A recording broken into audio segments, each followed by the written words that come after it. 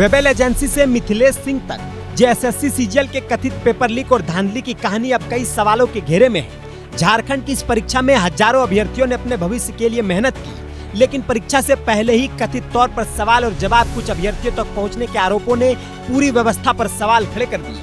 Media report और जांच से जुड़ी दावों के मुताबिक मामले में अभय तिवारी का नाम सामने आया था और पूछताछ के दौरान कथित तौर पर वेबल एजेंसी के संचालक मिथिलेश सिंह और अन्य लोगों की भूमिका का भी जिक्र हुआ है। आरोप है कि 15 अभ्यर्थियों से कथित तौर पर 12 लाख रुपए लिए गए और उन्हें परीक्षा से पहले करीब 65 सवाल जवाब उपलब्ध कराए गए। अगर जांच में ये आरोप सही साबित होते हैं तो सवाल बेहद गंभीर है कि आखिर परीक्षा से जुड़े सवाल बाहर कैसे पहुंचे और इस पूरे नेटवर्क में किस किस की भूमिका थी। जांच का फोकस अब कथित तौर पर एजेंसी, उसके संचालक, बिचौलियों और पैसे देने वाले अभ्यर्थियों के बीच संबंधों पर है। सवाल यह भी है कि क्या परीक्षा से जुड़ी संवेदनशील जानकारी तक किसकी पहुंच थी और वह जानकारी कथित तौर पर बाहर कैसे पहुंची। यही वजह है कि जेएसएससी सीजीएल विवाद अब सिर्फ पेपर लीक का मामला नहीं रह गया, बल्कि यह भर्ती प्रक्रिया की विश्वसनीयता पर बड़ा सवाल बन चुका है। अगर 15 अभ्यर्थियों से 12 लाख रुपए लेने का आरोप सही है तो करीब 1,80,00,000 रुपए की कथित लेन देन का हिसाब भी जाँच का अहम हिस्सा बन जाता है।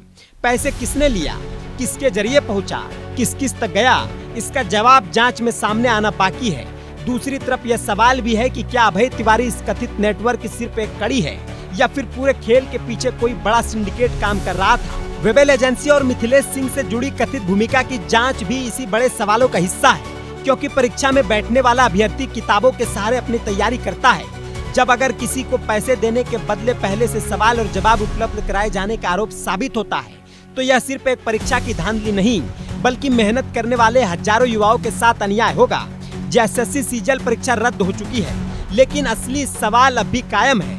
कथित तौर पर 65 सवाल बाहर कैसे पहुँचे, 12 लाख रुपए किसने लिए, कथित 1,80,00,000 रुपए का नेटवर्क कहां तक फैला है, वेबल एजेंसी और मिथिलेश सिंह की भूमिका क्या थी और इस पूरे मामले का असली मास्टरमाइंड कौन है। इन सवालों का जवाब जांच और न्यायिक प्रक्रिया से सामने आएगा, लेकिन इतना साफ है कि जेएसएससी सीजीएल विवादों ने झारखंड की भर्ती व्यवस्था की पारदर्शिता और विश्वसनीयता पर बड़ा सवाल खड़ा कर दिया है।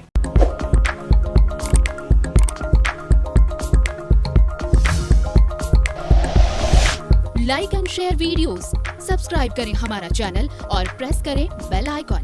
न्यूज़ 11 भारत, सच है तो दिखेगा।